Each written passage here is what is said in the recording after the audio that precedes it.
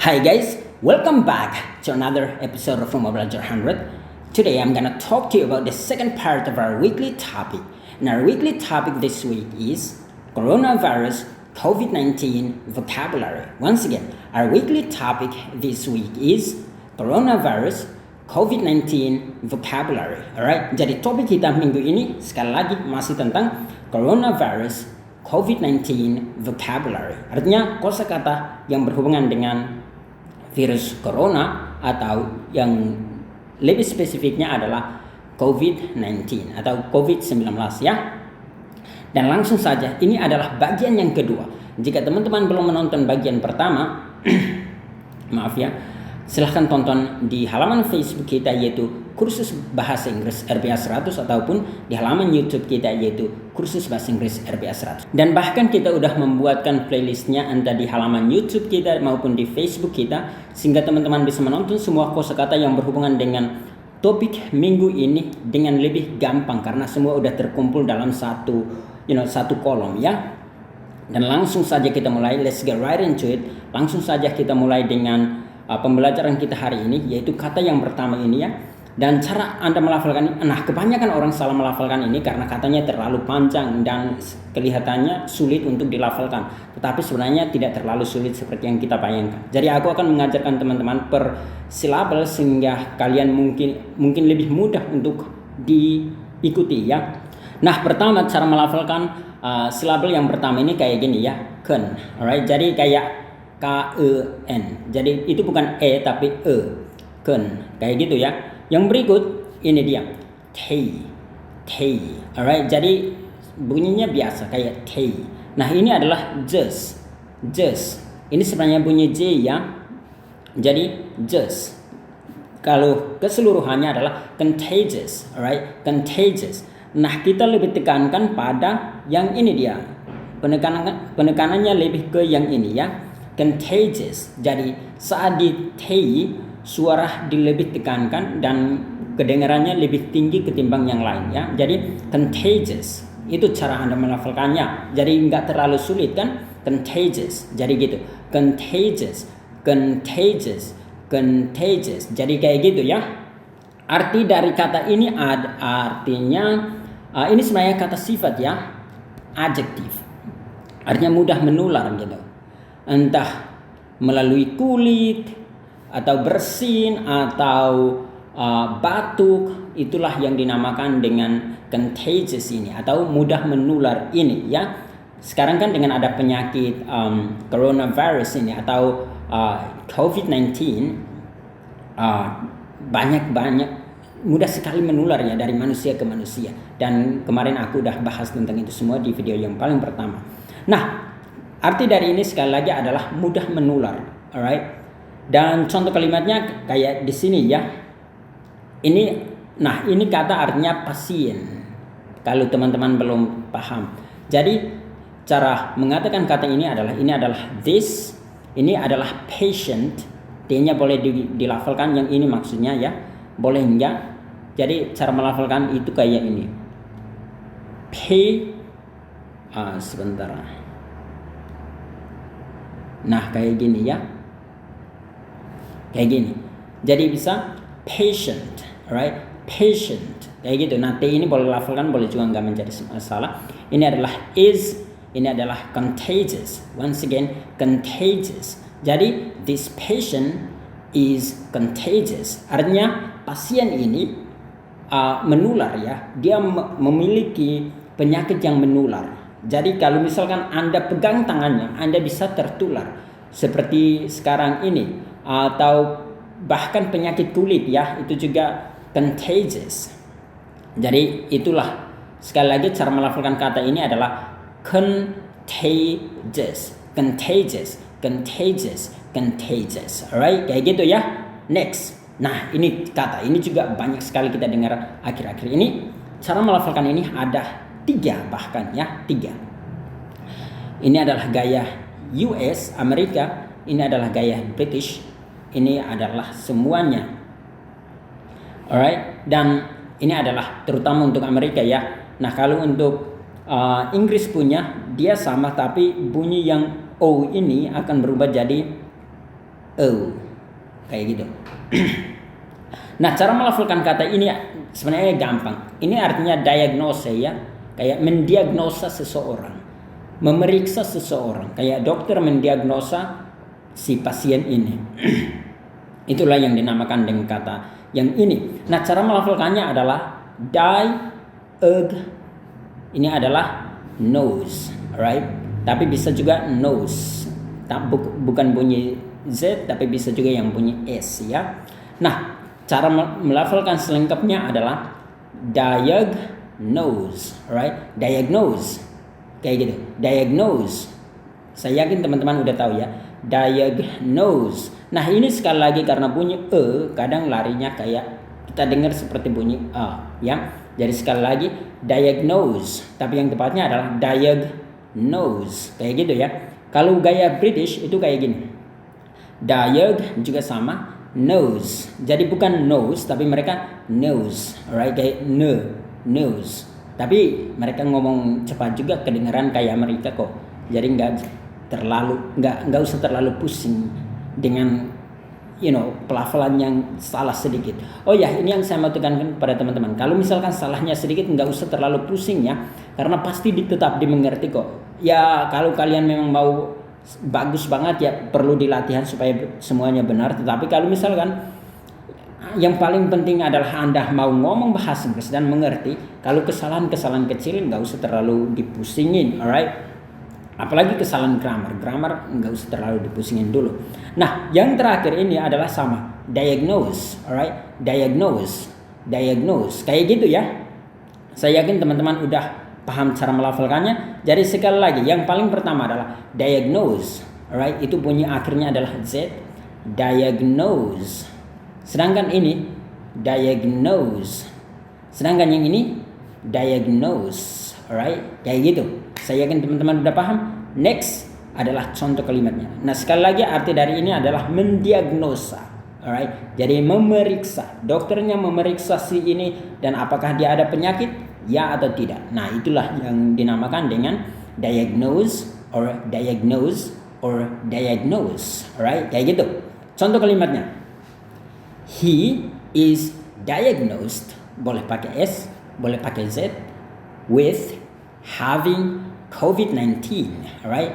Artinya dia didiagnosa dengan memiliki penyakit COVID-19, alright? He is diagnosed, atau ini tadi aku bilang his ya, atau bisa disingkat kayak gini ya. He is diagnosed atau he's diagnosed, kayak gitu ya. Teman-teman mau pakai yang ini atau yang kedua juga boleh. Jadi yang pertama adalah he is, kayak gitu. Yang kedua adalah he's diagnosed with having COVID-19, kayak gitu. Atau Anda bisa katakan the doctor is diagnosing the patients, right? Jadi dokternya sedang mendiagnosa para pasien ya, untuk mengetahui apakah mereka berpenyakit atau tidak, atau penyakit apa yang sedang diderita, alright? Itulah yang dinamakan dengan diagnose. Jadi sekali lagi aku ulangin cara melafalkannya aja ya. Diagnose. Yang berikut diagnose. Yang berikut diagnose. Oke? Next. Nah, ini adalah kata benda dari yang ini. Yang ini, alright? Dan cara melafalkan kata ini gampang sebenarnya. Kayak gini ya, perhatikan supaya nggak salah. Diagnosis, right? Jadi kayak tapi berubah menjadi alright? Diagnosis, alright? Ini no ya, kayak no, kayak gitu ya. Artinya cara melafalkannya sama seperti kayak arti kayak no, artinya tidak gitu ya. Jadi sekali lagi diagnosis, kayak gitu. Sedangkan kalau Inggris dia mirip, tapi hanya ini aja yang berbeda. Jadi caranya adalah diagnosis, alright? Diagnosis. Jadi mirip ya. Nah, itu ini untuk yang bagian pluralnya ya. Jadi ini bagian singularnya. Sedangkan kalau bagian pluralnya itu cara tulisannya agak beda dengan yang ini ya. Cara tulisannya saya tulis di mana aja ya? Di sini aja. Nah, cara tulisnya kayak gini, aku lupa tulis. Nah, ketimbang dia pakai I, dia pakai E, alright? Jadi dia nggak pakai I. Dia ini ejaan yang tepatnya kayak gini ya. Saya yakin teman-teman udah tahu. Dan cara melafalkannya itu agak sedikit berbeda. Dia di sini pakai akhirnya itu bunyi Z dan ini pakai I yang lebih panjang. Jadi sees, alright? Jadi caranya kayak gini. Diag masih sama, no sees, alright? Jadi sees. Jadi kayak gitu ya.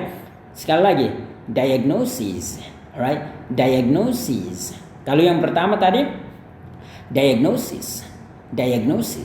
Jadi sees. Yang kedua sees, alright? Kayak gitu. Saya yakin teman-teman udah tahu cara melafalkannya. Kayak untuk British juga mirip-mirip semua. Jadi cuma ini berubah jadi no, alright? Bukan no. Jadi mau pakai Amerika, orang Inggris juga akan mengerti. Jadi diagnosis, alright, itu untuk plural. Nah, contoh kalimatnya adalah mungkin ini ya. What was atau was the diagnosis, alright? Ini adalah bentuk pluralnya ya. What was the diagnosis? Jadi kayak gitu. What was, nanti ini boleh bisa mati. Jadi what was the diagnosis? Kayak gitu. Kita lebih tekankan pada no-nya ya. What was the diagnosis? Jadi kayak gitu. Atau what was the diagnosis? Kayak gitu. Saya kan teman-teman udah paham. Next. Nah, ini juga aku udah pernah ajarkan kalian di video sebelumnya karena waktu itu aku singgung, jadi aku ajarkan. Cara melafalkan kata ini adalah seperti ini. Disease, alright? Jadi disease, ini mau Amerika mau Inggris semuanya sama. Atau cara lain untuk melafalkan kata ini bisa kayak gini juga ya. Ketimbang dia pakai D, kita juga bisa pakai the, ya. Jadi disease. Jadi ini sekali lagi belakangnya mirip semua, tapi dia cuma awalnya. Jadi disease. Ini terutama untuk Amerika ya, mereka kebanyakan pakai itu. Tapi kedua-dua ini berlaku untuk Inggris, Amerika nggak menjadi masalah. Jadi disease. Yang pertama disease kayak gitu. Disease kayak gitu ya. Disease atau disease. Nah, ini artinya penyakit. Alright. Jadi kayak gitu. Benarnya penyakit. Dan kalau pluralnya tinggal tambah S doang di belakangnya, alright? Dan kalimatnya adalah ini. Kita bisa pakai ini nih. It's a, ini seperti masih ingatkan cara melafalkannya, contagious disease atau disease.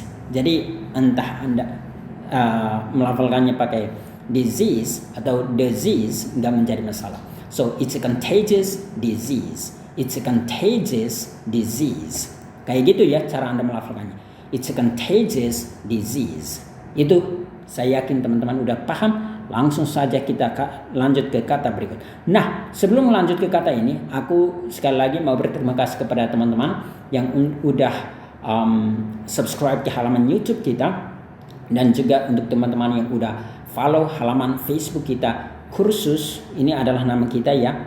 Kursus Bahasa Inggris RBA 100. Ini di mana saja kita pakai nama yang sama, mau di Google, di Twitter, mau di Instagram, mau di mana saja kita memiliki nama yang sama, yaitu Kursus Bahasa Inggris RBA 100. Dan untuk teman-teman yang belum subscribe ke halaman YouTube kita dan juga belum follow halaman Facebook kita, jangan lupa untuk subscribe dan juga follow halaman Facebook kita, like video-videonya atau ya pastinya video-videonya, dan jangan lupa untuk bagikan video-video kita ke halaman Facebook Anda, ke grup WA ataupun grup Facebook Anda ataupun di story Anda, sehingga semakin banyak orang bisa belajar dari video-video kita. Karena kita yakin dan percaya bahwa semakin banyak orang belajar bahasa Inggris, semakin banyak yang lancar, dan Anda juga pasti akan tertular mindsetnya, dan Anda juga pasti akan lancar ngomong bahasa Inggris, dan kita semua sejahtera dan bahagia, alright? Dan kita harus kompak untuk melakukan itu secara besar-besaran sehingga bangsa kita juga bisa maju. Dan untuk teman-teman sekalian yang ingin mendapatkan mentoring langsung dari tim tutor kami, Anda bisa menghubungi nomor WA salah satu admin kami, yaitu 0813 8719 8968 ya. Anda bisa menghubungi nomor WA ini dan minta promo dan berbagai informasi di sana. Anda akan dibantu langsung oleh para admin kami. Sekali lagi 0813-8719-8968. Alright? Dan langsung saja kita lanjut ke nomor yang ini. Nah, ini banyak akhir-akhir ini kita dengar kata ini banyak ya. Dan ini juga adalah kata bahasa Inggris. Dan cara melafalkannya ini dalam bentuk plural ya. Karena memang untuk kegunaan yang di sini kita pakai dalam bentuk plural, tapi kita lafalkannya pertama dalam bentuk singular atau langsung saja plural, kita tambahkan s-nya doang. Jadi gampang kok. Jadi cara Anda melafalkan yang paling pertama ini kayak gini ya. Droplets, alright? Droplets. Kayak gitu cara Anda melafalkannya ya. Sedangkan yang kedua ini adalah droplets. Kayak gitu. Ini kebanyakan di Inggris ya, di British. Ini kebanyakan di US. Jadi yang pertama sekali lagi droplets. Ini adalah droplets. Ini droplets. Alright? Jadi semuanya mirip banget. Jadi mau pakai Inggris, Amerika nggak menjadi masalah. Alright? Nah, apa arti dari kata ini? Sebenarnya arti utama dari kata ini, jika Anda cari di kamus atau Anda ketikin di kamus online, kata yang ini ya, yang ini arti utamanya adalah satu tetes atau tetesan kecil dari liquid ya, tetesan kecil dari liquid.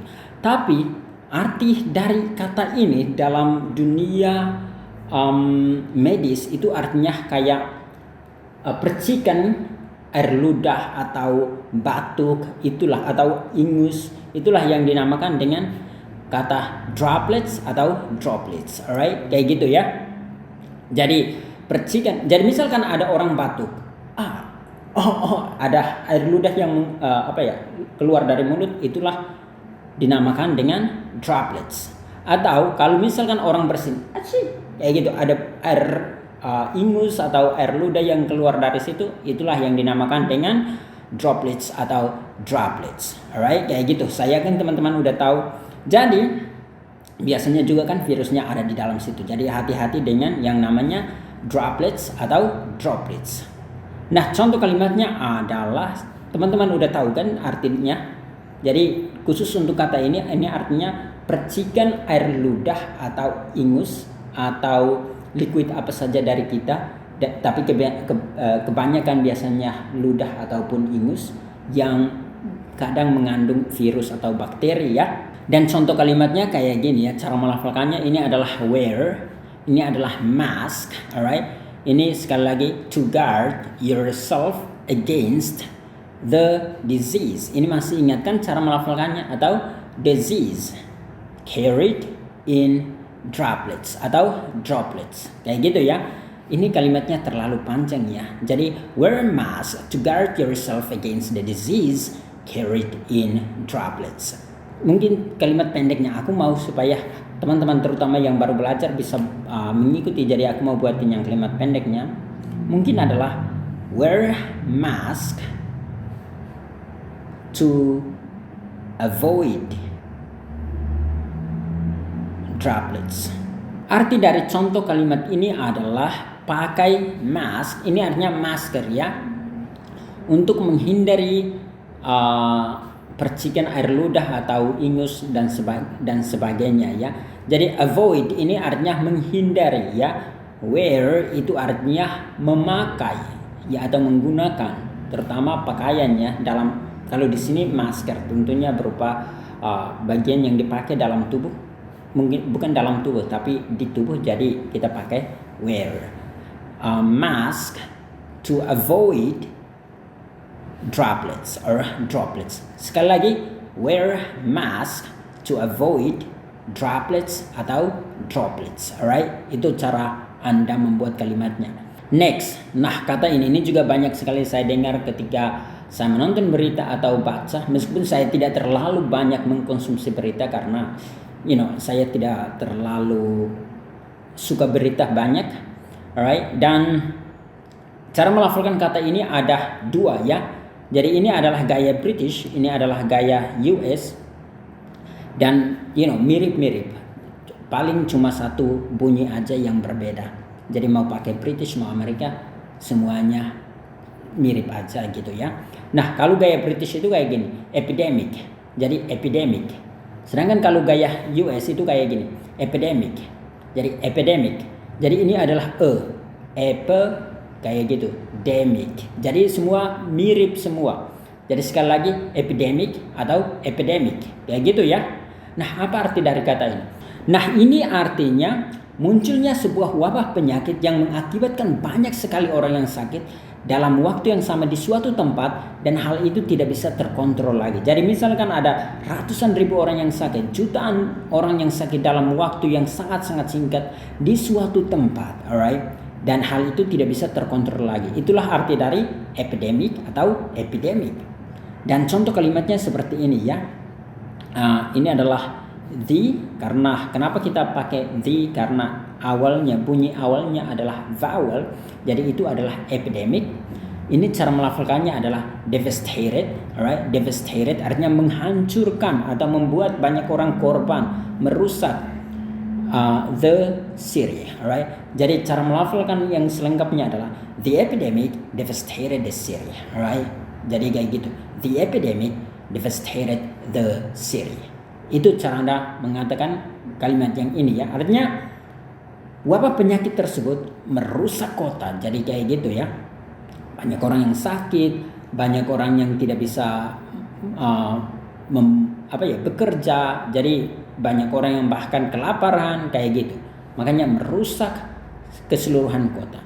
The epidemic devastated the city. Alright, next. Ini dia kata berikutnya. Cara melafalkan ini adalah herd, alright? Jadi herd community, alright? Ini cara melafalkannya seperti kayak mendengar. Mereka mirip. Jadi bukan mirip, sama ya. Herd. Ini kalau kalian cari di kamus, ini artinya kumpulan domba-domba, biasanya kawanan. Kata yang tepatnya. Kayak misalkan kawanan domba, bahkan kawanan manusia, itulah yang dinamakan dengan herd. Dan ini tentu komunitas, community. Jadi herd community. Nah, apa arti dari kata ini? Ini artinya kayak banyak orang yang udah mulai sembuh dan mereka mulai punya imunitas yang kuat, imun yang kuat, dan mereka tidak akan diserang lagi oleh virus tersebut, atau virus tersebut tidak akan mempan dalam merusak diri mereka lagi. Contoh seperti cacar ya. Kalau misalkan Anda pernah kena cacar dan Anda udah sembuh, Anda tidak akan dikenain lagi. Kayak jarang sekali kita dengar orang mengalami cacar 2-3 kali ya. Jarang sekali, biasanya paling tidak 1 kali. Karena pertama kali Anda kena dan sembuh, selanjutnya dia itu imunitas Anda lebih kuat, dan virus itu mungkin masih ada, tetapi dia tidak bisa melawan antibodi Anda atau imun Anda ya. Jadi sekali lagi cara melafalkan kata ini adalah herd community. Jadi ini adalah community, alright, kayak gitu. Jadi contoh kalimatnya adalah the virus spreads quickly because there is no vaccine or herd community yet. Artinya virus tersebut menyebar dengan lebih cepat atau dengan cepat karena tidak ada vaksin dan juga tidak ada orang yang sembuh. Jadi kalau misalkan semua orang sembuh, pastinya dia susah untuk menginfeksi orang tersebut lagi. Itulah yang dinamakan dengan herd community. Nah, untuk vaksin sekarang ada perdebatan entah akan diadakan vaksin untuk virus corona atau tidak, karena banyak orang mencurigai bahwa ada sesuatu yang kurang bagus dengan vaksin yang akan diproduksi. Jadi terserah Anda. Jadi sekali lagi cara melafalkan kalimat ini adalah the virus spreads quickly because there is no vaccine or herd community yet. Alright, itu caranya. Atau mungkin contoh kalimatnya adalah Anda bisa hanya katakan there is no herd community yet.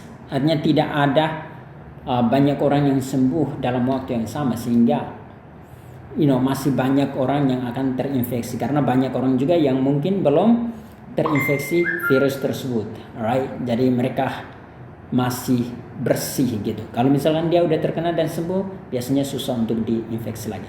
Next, nah kata ini Nah, cara melafalkan kata ini adalah saya akan mengajarkan kalian yang ini lebih dulu ya, karena saya lebih terbiasa dengan yang terakhir ini. Caranya adalah ing. Oh ya, ini adalah simbol untuk ng ya. Di International Phonetic Symbols itu simbolnya kayak gini. Jadi sekali lagi incubation, alright. Jadi itu cara melafalkannya dan kita lebih tekankan pada b-nya. Jadi incubation, right? Incubation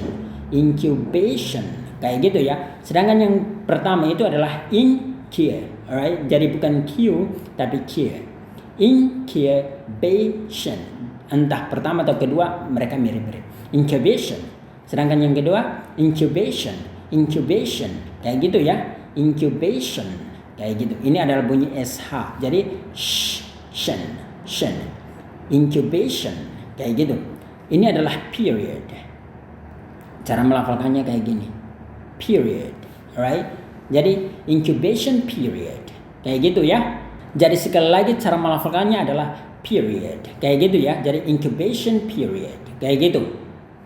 Dan apa arti dari kata ini? Dua kata ini artinya periode inkubasi. Apa itu inkubasi? Artinya bahwa ketika Anda mendapatkan virus sampai Anda menunjukkan gejala-gejalanya, nah itulah yang dinamakan periode, itulah yang dinamakan dengan incubation period. Jadi mulai Anda terkena sampai Anda menunjukkan gejala-gejalanya, itulah yang dinamakan dengan incubation period, alright, atau incubation period, alright. Jadi mulai dari Anda terkena tapi Anda belum sadar terkena atau tidak sampai Anda menunjukkan gejalanya, itulah yang dinamakan dengan masa inkubasi. Meskipun kata inkubasi itu sendiri ada arti lain, misalkan kayak seekor burung dia memanaskan telurnya sampai dengan menetes, itulah juga yang dinamakan dengan masa inkubasi, alright. Jadi tergantung dari kegunaan mana yang Anda mau pakai. Jadi sekali lagi cara melafalkannya adalah incubation period atau incubation period kayak gitu ya. Contoh, for example, the incubation period of COVID-19 is 2 to 14 days. Nah ini pakai 2 aja ya. Sekali lagi, the incubation period of COVID-19 is 2 to 14 days. Ya, seperti yang tadi aku katakan bahwa masa inkubasi dari COVID-19 atau COVID-19 itu adalah 2 sampai 14 hari. Alright. Dan kita udah bahas semua.